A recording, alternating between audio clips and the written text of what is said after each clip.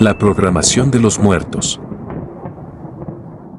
Mi nombre es Javier Montoya, y tengo un consejo para cualquiera que me escuche y sea joven. Siempre que estés aburrido, busca una forma sana de desaburrirte. No caigas en la desesperación de probar o de poner a prueba retos con los que más tarde no serás capaz de lidiar. Cuando yo era joven, me aburría con mucha facilidad y pocas eran las cosas que lograban sorprenderme. Fue este desafortunado aspecto el que me llevó a caer en una maldición de por vida. En 1991, cuando tenía 16 años, vivía en la casa de mi padre, junto a él y mi hermana mayor. Como los dos eran alérgicos a muchos animales, no podía tener mascotas en la casa para cuidarlas, y puesto que tampoco era un chico social que saliera a fiestas, mi mejor entretenimiento en aquellos tiempos era la televisión. Una vez que terminaba con mis tareas y obligaciones, me pasaba las tardes enteras disfrutando de la programación nueva. El catálogo de series animadas era el que más me gustaba, pues las tramas eran sencillas y las risas quedaban garantizadas. Aunque en la casa contaba con la televisión, fuera de ella el entorno me seguía pareciendo aburrido, en especial dentro de mi escuela. Nunca fallé en una sola materia, sin embargo, 2 que 3 destrozos sí llegué a causar en la misma búsqueda por entretenerme. La peor acción que tuve dentro de la preparatoria fue el hacer un pequeño dibujo en la pared del salón. Con este último acto, desencadené una serie de desgracias hacia mí mismo. Para empezar, tuve que afrontar un par de castigos, el volver a pintar la pared de blanco y dejar de ver la televisión durante 12 semanas. Por mi culpa, hice de la casa otro sitio aburrido, sin historias por conocer o actividades por intentar. Probé con la lectura, pero me causaba sueño. Casi a la par en que perdí aquello que tanto disfrutaba, comencé a notar la presencia de una mujer extraña que se me cruzaba a cualquier parte que iba. Si subía al transporte, ella se sentaba en la parte de atrás. Si caminaba por el parque, parecía seguirme los pasos. También cuando salía de la escuela, la veía sentada en mi dirección, como si se mantuviera vigilándome. Un día en que me cansé de ser el objeto de sus incómodas conductas. Tomé el microbús de siempre y al verla en la parte de atrás, me atreví a sentarme a su lado, para poner las cosas en claro de una vez por todas. Le ordené que dejara de vigilarme y le advertí que, si no se detenía, iba a levantar una denuncia. Ella me miró a los ojos, y con una pequeña sonrisa, me pidió que me calmara. Al verla de cerca, me di cuenta de que su semblante era colorido, y no tan pálido como me parecía a lo lejos. No le pregunté su edad, pero sospeché que de unos 25 no pasaba. Su nombre era Alma.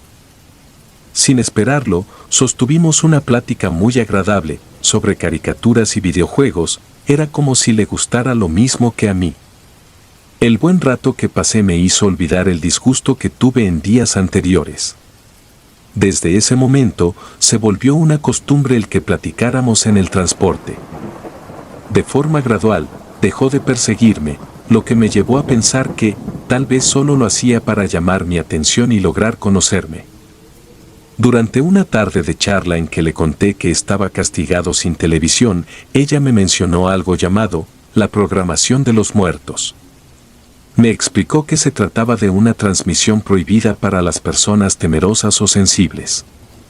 Al principio, lo tomé como una leyenda muy original, hasta que me retó a ponerlo a prueba. Las instrucciones consistían en prender una veladora negra detrás de una televisión apagada, y junto a esta colocar la imagen de cualquier difunto. Acto seguido, debía tomar el control remoto y presionar de forma constante las flechas de arriba y abajo, mientras pronunciaba en voz alta la frase, porque como lo es abajo, lo es arriba, y como es arriba, es abajo. Apenas llegué a la casa, del periódico que mi padre dejó sobre la mesa, tomé la primera imagen que hallé. Era de un grupo de personas, las cuales perdieron su vida en medio de un accidente de tránsito. Sin ninguna clase de compañía, llevé a cabo la serie de instrucciones, de manera indefinida. Presioné los botones y repetí la frase. Lo hice por tanto tiempo que incluso me sentí absurdo. Luego de casi 15 minutos hablándole a la televisión, di por sentado que había caído en un chiste. Aburrido otra vez, me acosté en el sillón a ver el techo. De pronto, la televisión comenzó a parpadear. De la impresión, me volví a sentar. Frente a mis ojos, la televisión parpadeaba, mostrando la misma imagen de aquel accidente. No lo podía creer, era un fenómeno sin rastro de lógica. En medio del shock, me levanté a desconectar la televisión, aún así, esta no detuvo el parpadeo y el accidente se siguió proyectando, sin mostrar más durante casi media hora. En la noche, cuando mi padre llegó de su trabajo, me pidió que lo acompañara al centro comercial para comprar una parte de la despensa. La ida fue tan ordinaria y aburrida como cualquier otra. Hicimos lo acostumbrado, como caminar por los eternos pasillos y tachar cosas de una lista interminable.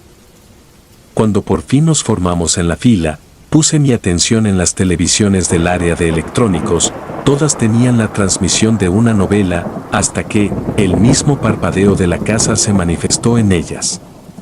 Aproximadamente 9 televisores mostraron al mismo tiempo imágenes del desafortunado accidente que encontré en el periódico. Me puse muy nervioso en ese instante, pues la imagen fue cambiando a video. Ahora los objetos tenían movimiento y sonido. No me explicaban nada de lo que estaba pasando. Solo para saber si era el único que podía mirar aquello, le pedí a mi padre que me diera su opinión sobre lo que estaba en la televisión. Este murmuró una crítica poco positiva hacia las novelas de la programación abierta. Gracias a su comentario, supe que yo era la única persona a quien se le mostraba la transmisión de aquel accidente. Por más que quise, no pude dejar de mirar. Los autos se estrellaban entre sí, la gente en la pantalla no paraba de gritar, y todo el escándalo emitido por las bocinas crecía con el pasar de las escenas. Horrorizado, tapé mis oídos con ambas manos y cerré los ojos para ya no ver más. Lejos de ser un espectador, sentí la angustia creciente de ser parte del incidente. Para llamar mi atención, mi padre me tomó con fuerza del brazo. Su rostro era de confusión, se veía preocupado.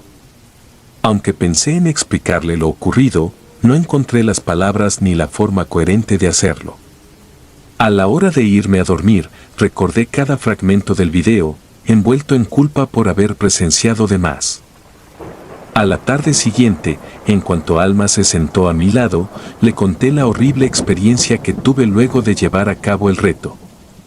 Ella me dijo que la experiencia no siempre resultaba desagradable, e insistió en que volviera a intentar, pero, esta vez, usando como medio la fotografía de un familiar querido.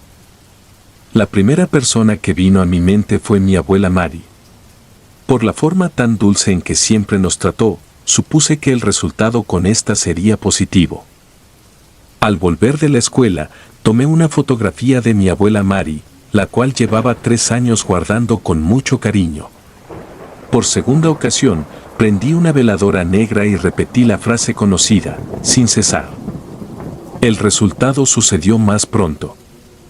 La televisión parpadeó con su fotografía, una y otra vez, aumentando la velocidad de los destellos, hasta que escuché la voz de mi abuela, diciendo mi nombre. A diferencia de la tarde anterior, en lugar de experimentar terror, me sentí emocionado. Después de tantas leyendas, hipótesis y pláticas dadas por científicos, había conseguido hallar una manera real de comunicarme con los muertos. Mi abuela apareció en la televisión. Su aspecto era igual de marchito al de la última vez en que la vi, sin embargo, estaba totalmente seguro de que se trataba de ella.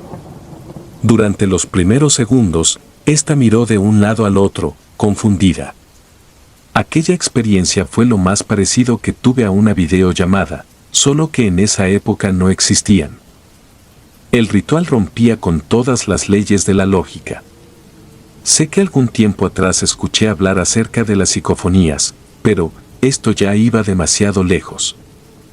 Tan pronto como me acerqué a tratar de saludar, mi abuela puso una cara de sufrimiento que nunca olvidaré y comenzó a llorar con un enorme pesar. De solo oírla se me formó un nudo en la garganta. Preocupado, le pregunté por qué lloraba con tanto dolor. Sin verme a los ojos, me reclamó por seguir el consejo de Alma y mencionó que mis acciones ya no tendrían marcha atrás. Antes de desaparecer de la pantalla, dijo que no estaba molesta, mas le dolía saber de los horrores que me aguardaban. Luego de su afirmación, la televisión se volvió a quedar en negro. Mi emoción inicial terminó en los suelos. Me vi a mí mismo como un joven desconsiderado, por andar molestando a los muertos, en vez de dejarlos descansar. Mi estado de ánimo quedó atorado en la tristeza, pues el llanto de mi pobre abuela me siguió durante el resto del día. En una libreta de la escuela apunté sus advertencias, sin encontrar una respuesta. Por lo visto, no fui capaz de comprender la seriedad de lo que estaba haciendo, y era momento de parar y dejar de hacerme el interesante. Así que, me prometí no volver a la programación de los muertos, bajo ningún motivo. Esa noche, desde que me fui a dormir, tuve la incómoda sensación de ser vigilado. Incluso cuando mi padre y hermana se fueron a acostar, sentí como una clase de ansiedad relacionada a ser perseguido. Para calmar mi angustia, salí de la cama y fui a la cocina a prepararme un té. Pensé que mis nervios se debían a todas las cosas que vi y puse a prueba en apenas 2 días. Seguro era que tales fenómenos no volverían a pasar y el tema se cerraría quedando como una escalofriante anécdota por contar a los incrédulos, me trataba de convencer. Interrumpiendo mis afirmaciones internas, noté que la televisión de la sala se había prendido sola.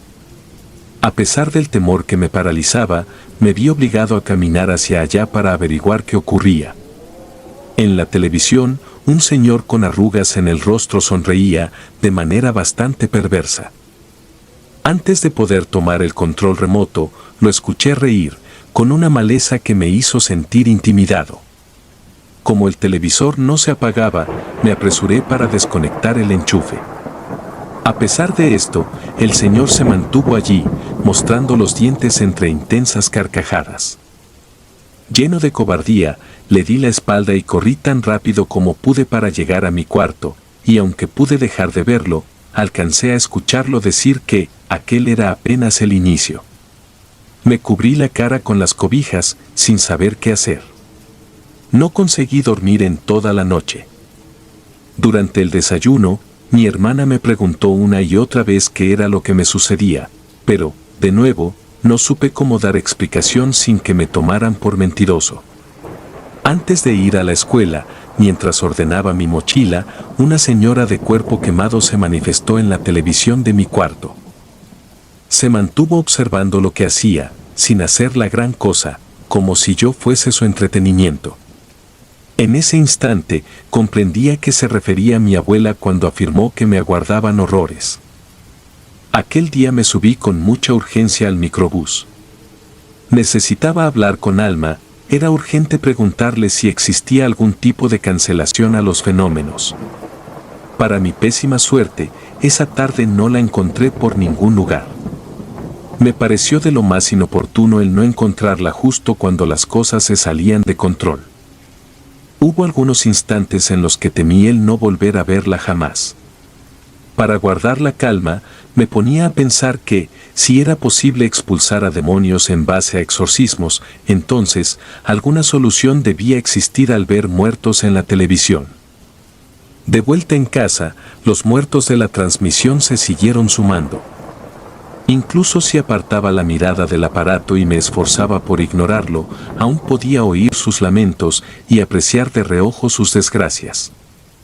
La cantidad de atrocidades que aparecieron en la pantalla fue interminable. Vi a gente morir en medio de desastres naturales y también a niños de ojos hundidos observándome del otro lado. Como el terror se volvió insoportable, decidí sacar la televisión que tenía en mi cuarto y llevarla hasta el comedor. Sin ninguna pantalla alrededor, fui capaz de dormir, por lo menos durante lapsos. En la mañana, mi hermana me pidió una explicación de por qué saqué la televisión durante la noche. En esa ocasión no me importó quedar en ridículo, así que le hablé sobre el reto y los muertos que había estado viendo. Ella no se burló, ni puso en duda mis palabras, no obstante, la vi inquieta por no saber cómo ayudarme. Y, por el hecho de ser el doble de temerosa que yo, ni siquiera se atrevió a poner el reto a prueba. Me aconsejó que encontrara a Alma cuanto antes, o tratara de ir a la iglesia para pedir un consejo. Salí de casa, y en vez de ir a la escuela, estuve caminando por los lugares en que recordaba haberla visto, pero no llegué a nada. Como último recurso, se me ocurrió preguntarle al chofer del microbús que a diario tomábamos. Justo aquí, la situación se tornó mucho más oscura y espantosa de lo que ya era, pues, al oír el nombre y mi descripción de la chica, el hombre se molestó. Dijo que no sabía cómo es que yo había conocido a su hija, pero que le parecía de muy mal gusto que preguntara por ella, siendo que su muerte tuvo lugar 5 años atrás. Al oír esto, se me puso la piel helada y comencé a tener náuseas. Sin decir más, me bajé del transporte para vomitar, creí que me desmayaría. Me sentí tan débil que opté por regresar a la casa. En medio de la soledad y la transmisión de gente muerta que me miraba, me puse a llorar, sin comprender por qué tuve que ser yo el desafortunado en caer. Las personas muertas se seguían acercando a la televisión, para verme, con sus ojos bien abiertos y las ropas manchadas de tierra y sangre. Estaba en busca de mi propio entretenimiento, mas terminé convirtiéndome yo en el entretenimiento de otros seres, haciendo de la televisión una ventana de la vida al más allá. Cuando mi hermana regresó del trabajo, le conté sobre lo que dijo el chofer. Pensando que la solución estaba en la palabra de Dios, fuimos a la iglesia a consultar. Allí, me dijeron que lo único que necesitaba era acercarme al Señor, por medio de rezos y constante oración. El Padre me dijo que no existía una mejor manera para perderle el miedo a las manifestaciones del maligno, que el dejar de verlas como una amenaza. Tal y como lo esperaba, aquello no me ayudó en nada. Tal vez mi miedo fue más grande que mi fe, o la maldición no tenía ningún remedio.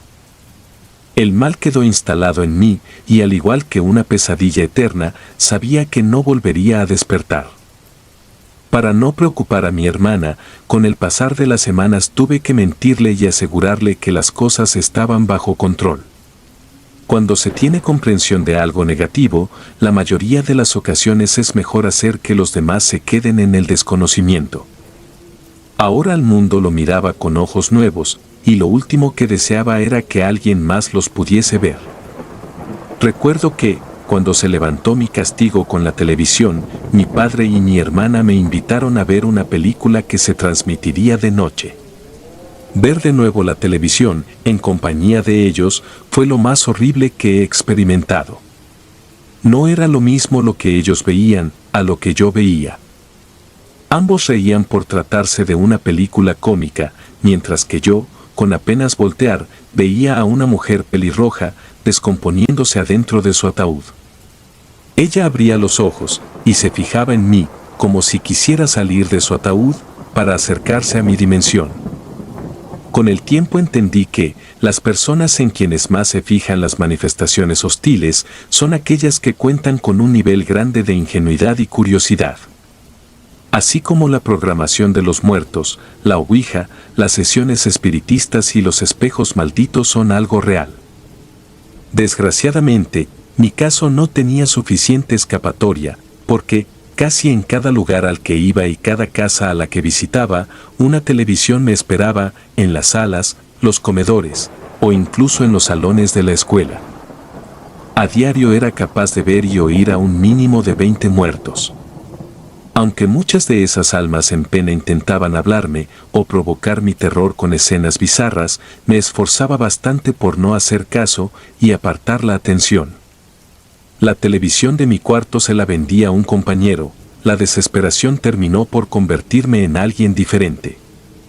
Por triste que me parezca afirmar esto, debo decir que el miedo, la angustia y el terror, tienen el poder suficiente para transformarnos en algo que antes hubiésemos detestado ser. Esta maldición a la que me condené hizo que las horas parecieran días y las semanas meses. Finalmente, al no hallar un desahogo en los programas que tanto me gustaban, me acerqué a la música y el dibujo. Por fortuna en la radio no había intervenciones y las hojas en blanco brindaban 1000 posibilidades por plasmar.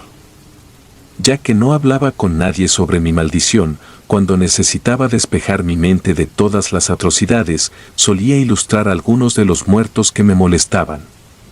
Odiaba hasta lo más profundo de mi ser a aquella nueva visión de la vida y la realidad, pero mi camino debía de continuar. En 1993, ya con 18 años de edad y la resignación como un estilo de vida, conocí a Mariela, mi esposa. Mariela era mi compañera en la Facultad de Artes y Diseño. Parecía que todo en ella era perfecto, de no ser por un detalle, era fanática del cine y la televisión. Invitarla por un helado era sencillo, pero aparentar tranquilidad durante la reproducción de un VHS siempre fue una tortura. De todo el contenido que estaba a nuestro alcance, Mariela afirmaba que le gustaba el terror. Sin embargo, con el tiempo me di cuenta de que aquello no era del todo cierto. La vi ponerse nerviosa con la mayoría de las películas y aún así las miraba, casi como si se obligara a hacerlo. Cuando le pregunté por qué lo hacía, ella me explicó que entendía al miedo como una clase de emoción necesaria en el ser y comparó el ver una película de terror con el acto de subir a una inmensa montaña rusa, pues, en ambos casos, las cantidades de adrenalina liberadas eran enormes. Una noche en que ésta se quedó a dormir en mi casa, insistió en que fuéramos a la sala para ver al menos un episodio de la última serie que se transmitía a esa hora. Pese a detestar la idea, ahorraba más tiempo soportando que explicando. Alrededor de los primeros 15 minutos de programa, ésta se quedó dormida, por lo que aproveché para apagar el televisor y dirigirme a la cocina por algo de cenar. Antes de llegar allá, oí a una mujer decir mi nombre a mis espaldas. Mi pecho dolió entre punzadas al reconocer que no se trataba de la voz de mi novia. Sin siquiera mirar atrás, mi cerebro me llevó al frío recuerdo de otra mujer. Sonaba como la voz de Alma. Se trataba de Alma. Cuando me atreví a mirar, allí estaba ella, con una piel grisácea y un par de moretones en el cuello. No era como la recordaba. Sin controlar mis impulsos, caminé hacia la televisión y comencé a reclamarle por haberse metido en mi vida. Lo único que ella hacía era reír y burlarse. Desesperado, me puse de rodillas frente a la televisión y le rogué porque me explicara la forma de cancelar el infierno que atravesaba. Actuando como si no me hubiese escuchado, continuó con las risas. Apenas le ordené que se detuviera, quitó la sonrisa de su rostro, mostrando un gesto que reflejaba amargura. Antes de desaparecer de la televisión, dijo en tono serio que, en este mundo, no solo los vivos buscan entretenerse o ser escuchados. En el instante en que la imagen de Alma se desvaneció, sentí la mano de Mariela en mi espalda. No pude evitar reaccionar de forma súbita y apartarme. Nunca había visto en ella esa mirada de confusión. Ella me preguntó con quién había estado hablando. Supuse que escuchó cada una de mis palabras y reclamos. Pidiéndole que no se lo tomara a mal, le dije que era pronto para explicarle uno de los aspectos más negativos de mi persona. Por otra parte, le aclaré que entendería a la perfección si decidía dejarme de hablar, por lo que acababa de presenciar. Mariela no dejó de hablarme, pero insistió en que, tarde o temprano, estaría aguardando a una respuesta. 2 meses pasaron de aquel último suceso y en ninguna ocasión se atrevió a tocar el tema o preguntar al respecto. En 1994, con el estreno de una ambiciosa producción de acción, mi novia me pidió que fuéramos al cine. Al principio pensé en negarme, mas temí que esa decisión significara el principio del fin junto a ella. Con un refresco en mano y su cabeza apoyada en mi hombro, observé las luces de la sala apagarse. La película inició con un repetitivo y molesto toque de piano. Al fondo de la escena, un hombre con los ojos vendados aplaudía. Supe que, en la pantalla, no se me mostraba lo mismo que a Mariela. El hombre de los ojos vendados se aproximó lo más que pudo y procedió a hablarme desde su obscura dimensión. Como una presentación bizarra y burlona, anunció que estaba por presentarme mis diversas posibilidades de morir. ¿Cuál coincidencia escalofriante? Mariela y el público de alrededor rieron. Supongo que la película original incluía un chiste en la entrada. Una parte de mí quiso ignorar la desagradable proyección, pero la otra simplemente no podía apartar la vista. El hombre comenzó a mostrar videos inexistentes de mí, falleciendo en formas aparatosas y desagradables. No sé cómo pudieron crear aquello. Me vi a mí mismo morir asfixiado, arrollado e inclusive intoxicado. Mi terror se transformó en pánico, y justo cuando pensé que no podría empeorar, en los videos empezaron a aparecer escenas que involucraban la muerte de Mariela. Sin pensarlo, la tomé de la mano y abandoné la sala con ella. La hora de darle una explicación había llegado. Para entablar el tema, la llevé a mi casa y, estando en mi habitación, le pedí que mantuviera una mente abierta ante lo que estaba por oír. A pesar de que los hechos eran breves de contar, las explicaciones debían abordarse con detenimiento. Ni siquiera yo mismo creí en mis propias palabras. Durante el tiempo en que le hablé del tema, pensé que, si al término de la conversación mi novia seguía a mi lado, entonces me hallaba ante la mujer indicada, tal vez la futura mamá de mis hijos. En el momento en que no tuve nada más que decir, Mariela se acercó y me dio un abrazo sumamente cálido. Jamás sentí tanto apoyo por parte de otra persona. Ella aseguró que me creía sin un mínimo rastro de dudas. Dijo que no se imaginaba el nivel de miedo al que estaba condenado a experimentar. Después de algunos minutos en silencio, interrumpió la relativa pasividad, para pedirme que la acompañara a la televisión de la sala y le prestara el control remoto. Me estremecí de solo pensarlo. Mariela abandonó la habitación, decidida a llevar a cabo las instrucciones del ritual. Caminé atrás de ella, un tanto molesto, deseando que se retractara. En cuanto ésta tomó el control y pronunció la frase, recordé que había olvidado mencionarle el uso de la veladora negra. Apenas un poco aliviado, me quedé a observarla a la distancia, preguntándome si aún con esto era posible que cayera en la maldición. Antes de poder averiguarlo, mi novia se quebró en llanto, diciendo que no era capaz de hacerlo, por mucho que anhelara entender de lleno mi realidad. En ese instante, recuperé una pequeña parte de mi calma. En los meses posteriores, con el propósito de probar con otras salidas, ambos estuvimos asistiendo a reuniones con distintas personas entendidas en el tema de lo paranormal. En esta etapa, conocí a muchos charlatanes que me aseguraban ver lo mismo que yo, pero ni siquiera se acercaban sus descripciones. Hubo quienes sentían sus intenciones amenazantes sin alcanzar a verlos. Al final, de entre todos ellos, quien me dejó sin palabras fue la señora Camila Ballesteros, una médium de 63 años, la cual tenía ceguera de nacimiento. La señora era ciega en el físico, no obstante, tenía el poder de ver más allá de nuestra dimensión. En mi primera sesión con Camila, ésta me recibió con la instrucción de que no le comentara nada de mis problemas, ni le diera pistas. Bastó con dejar que juntara las palmas de sus manos con las mías, para que ésta recibiera la información necesaria. Luego de ayudarle a encender un puro, la señora Ballesteros dijo que, aunque mi conflicto me mantenía preso, existía una manera de comenzar a salir de la jaula. Me explicó que, en efecto, fui un peón, que ahora servía de puente para alimento y entretenimiento de seres invadidos por la pena y la ira. Lo que buscaban de mí, era justo esa carga de horror y ansiedad a la que diario era sometido, pues, además de darles fuerza, les resultaba entretenido. Por absurdo que suene, ella me dijo que, cuando estas almas carecen de una fuente que les resulte efectiva, marchan hacia otro sitio en busca de su siguiente alimento, por decirlo de algún modo. En teoría, si era capaz de tomar más fuerza ante ellos, al punto de lograr verlos sin sentir inquietud, se alejarían de forma gradual, del mismo modo en que hace la gente viva cuando está aburrida y no hay que los entretenga, o cuando uno tiene hambre y perece de alimento.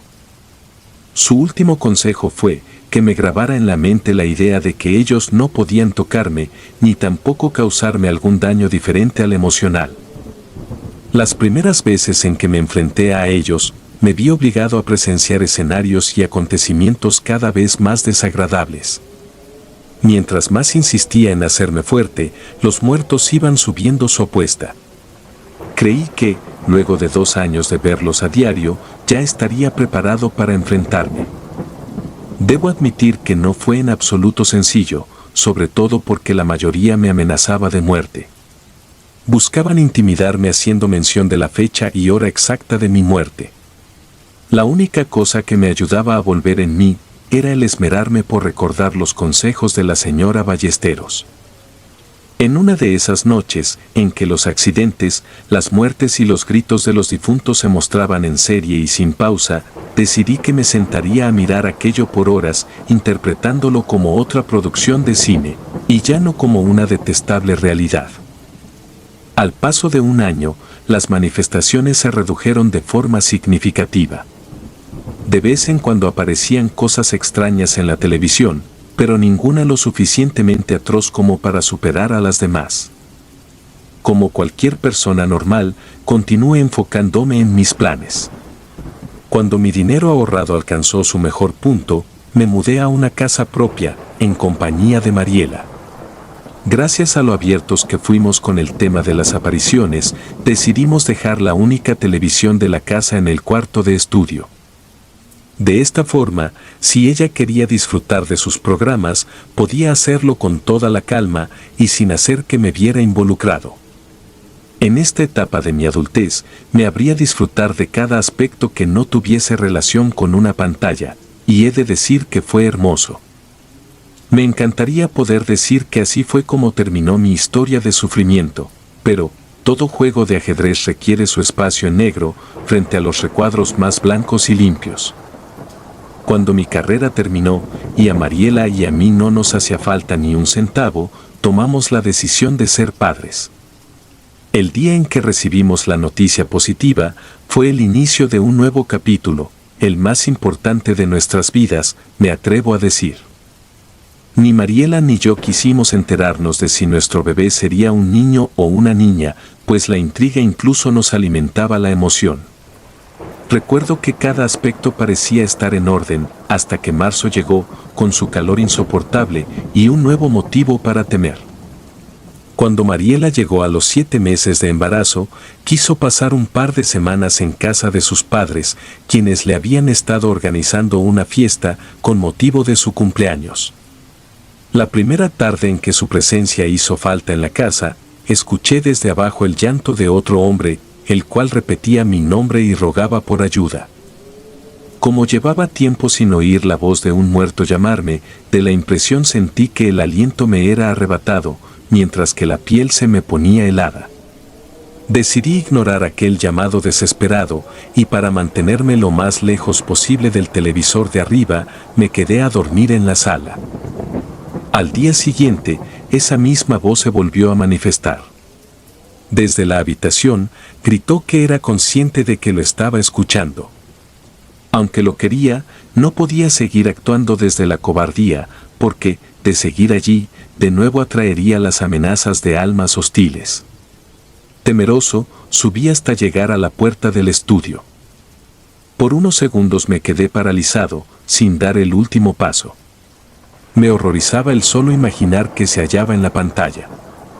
Justo cuando creció la inquietud por ponernos en riesgo a mí y a mi familia, la voz de adentro interrumpió mis malos pensamientos, diciendo que no buscaba dañar a nadie. Una vez que controlé la respiración, abrí la puerta. En la televisión, un joven de piel pálida y enormes ojeras me observaba. Para mantener la calma, comencé el intercambio de palabras imaginando que era otro vivo, otra persona de mi mismo plano.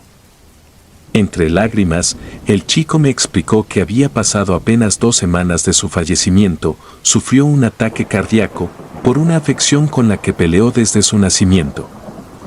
Al preguntarle cómo es que supo llegar a mí, mencionó que todas las almas en busca de descanso encontraban distintos caminos para comunicarse con las personas que eran sensibles a ellos.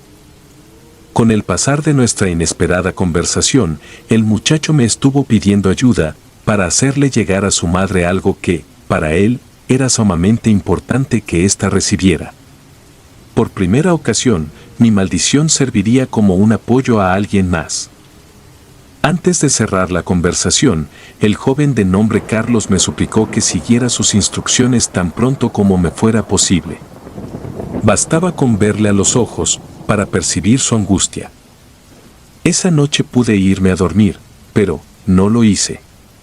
Yo tenía aquello con lo que Carlos ya no contaba, la capacidad de moverme en el plano de los vivos y comunicarles los mensajes que eran necesarios. Algo en mí conectó demasiado con los ruegos del joven. Por lo tanto, opté por ayudar en forma física con cada cosa que me pidió, desde el instante en que salí de la habitación de estudio. Subí al auto, repitiendo en la mente la dirección que me dijo. Casi eran las 10 de la noche y debía conducir al menos a 3 horas de mi casa para llegar a la de él en Atlixco, Puebla. Después de recorrer la carretera casi a obscuras y pedir suficientes instrucciones a las personas que me encontraba en el camino, llegué a su antiguo hogar. Tal y como me especificó, encontré una llave escondida debajo de las ramas de un arbusto cercano. Al entrar a la casa, hacía más frío en su interior que a las afueras con las corrientes de aire.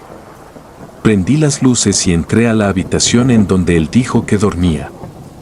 Abrí los cajones y me puse a buscar un sobre amarillo que estuviera destinado a la señora Edith Contreras. Hecho esto, dejé las cosas como estaban y volví al auto.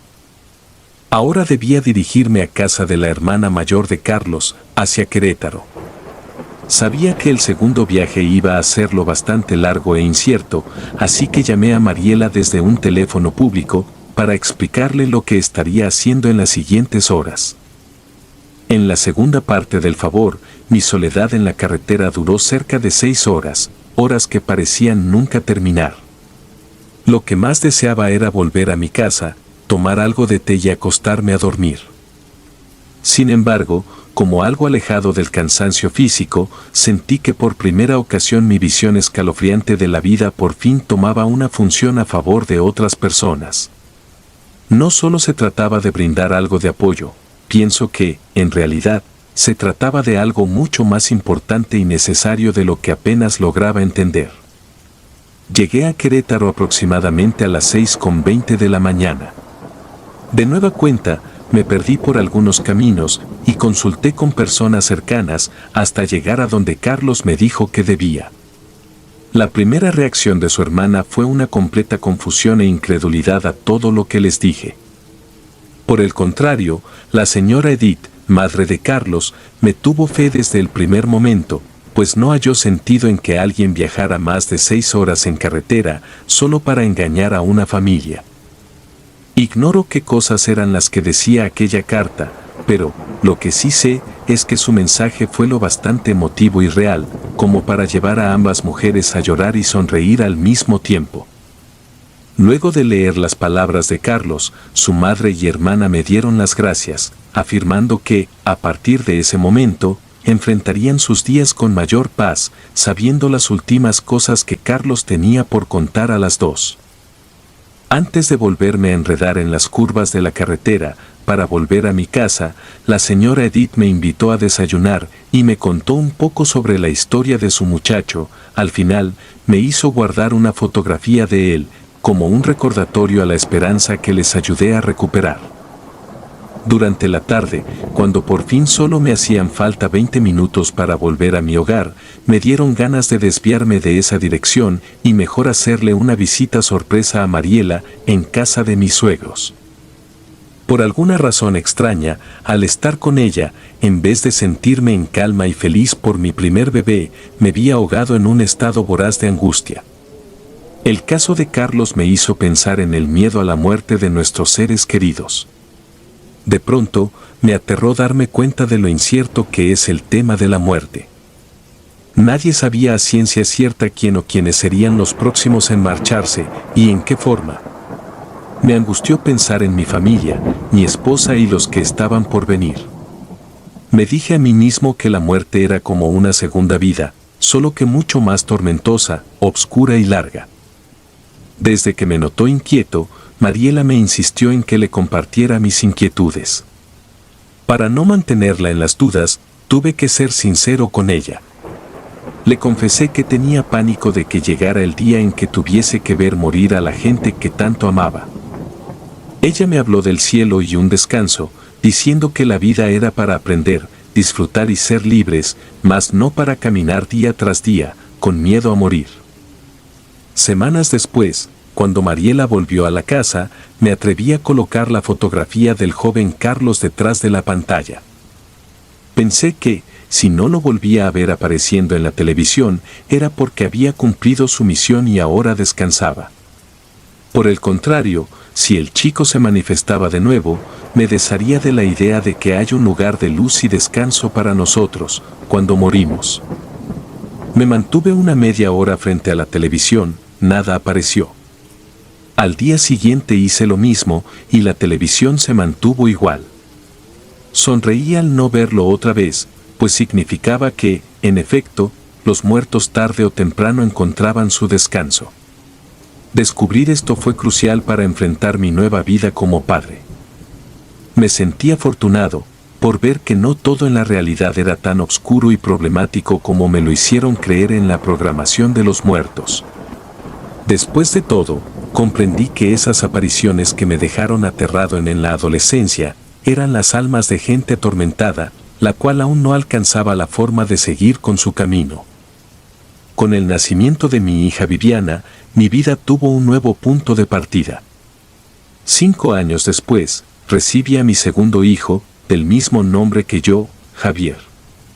Mariela y yo acordamos que nunca les hablaríamos sobre la programación de los muertos, a menos de que en alguna circunstancia lo viésemos como algo necesario. Mis 2 hijos fueron creciendo en un ambiente óptimo y lleno de salud. A pesar de ello, uno de los 2 me mantenía más en alerta que el otro, y esa era Viviana. Ella me recordaba mucho a cómo era yo de inquieto e inconforme con la diversión de alrededor. Pero, en el caso de ella, en lugar de tener inclinación hacia los programas de televisión, se mantenía en constante investigación de temas paranormales. Le gustaba el terror, leer en la madrugada libros de hechizos e investigar sobre la vida después de la muerte. Dada su forma de ser tan curiosa hacia lo oscuro, muchas veces pensé en platicarle sobre mi pésima experiencia, derivada del aburrimiento y la curiosidad. Sin embargo, siempre preferí dejarla recorrer sus propios caminos, aunque, eso sí, poniendo mis límites en la casa. Un día de muertos, a unos amigos suyos de la secundaria se les hizo divertido traer una ouija a la casa. Tan pronto como vi esa cosa, les dije que bajo mi techo no se jugaría ni a eso, ni a nada que tuviese similitud, y mejor terminé por conseguirles una consola de videojuegos. Los chicos me vieron como alguien exagerado, sin saber que los estaba protegiendo de ser torturados. A un mes de aquel evento, comencé a percibir en mi hija un comportamiento bastante diferente. De pronto, ya no hablaba de cosas de terror, no leía los mismos libros y ni siquiera quería ver la televisión junto a su hermano. Sabía que algo no estaba del todo bien. Supongo que el destino fue un poco amable conmigo, pues, la respuesta a mis inquietudes se resolvió durante una madrugada. Mientras yo salía del baño, la escuché hablando sola, en el cuarto en donde antes estaba el estudio. No sé cómo podría explicarlo, pero una clase de sexto sentido se activó en mí en ese instante, y sin siquiera ver lo que ella estaba haciendo, supe que algo perverso la molestaba. Entré al cuarto, y allí estaba Viviana, hablando frente a la televisión apagada. Lo primero que hice fue sacarla de allí y preguntarle cómo es que llegó a saber de esa práctica. Mi hija me contó que una amiga que conoció afuera de la escuela la había retado a hacerlo, y cuando obtuvo un resultado, ésta no volvió a aparecer. Mi estómago se revolvió al oírla pronunciar el nombre de su dichosa amiga. Alma. Sin importar cuánto me esforcé por no hablar de esto, ni enseñarles a otros la forma de hacerlo, llegó el momento en que tuve que hablarle de mi propia experiencia a mis hijos.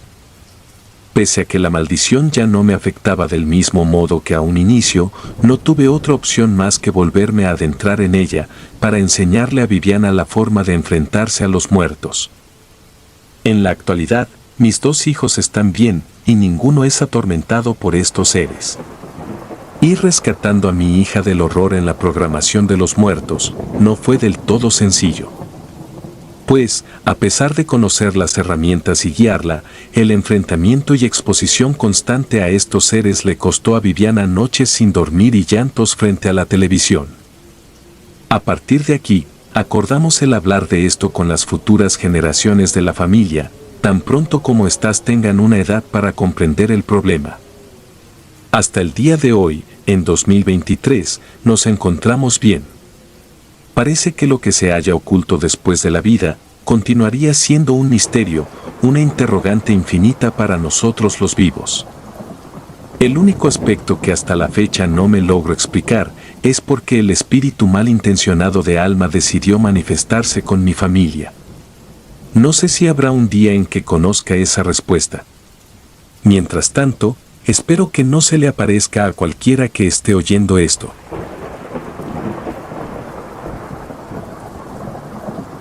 Si te gustaron los relatos, me gustaría que me apoyaran con un like o haciendo un comentario, ya que eso nos ayudaría bastante. Y si no estás suscrito o suscrita, te invito a que lo hagas para que no te pierdas lo mejor de relatos de terror. Sin más, gracias. Relatos escritos y adaptados por Dea Martín.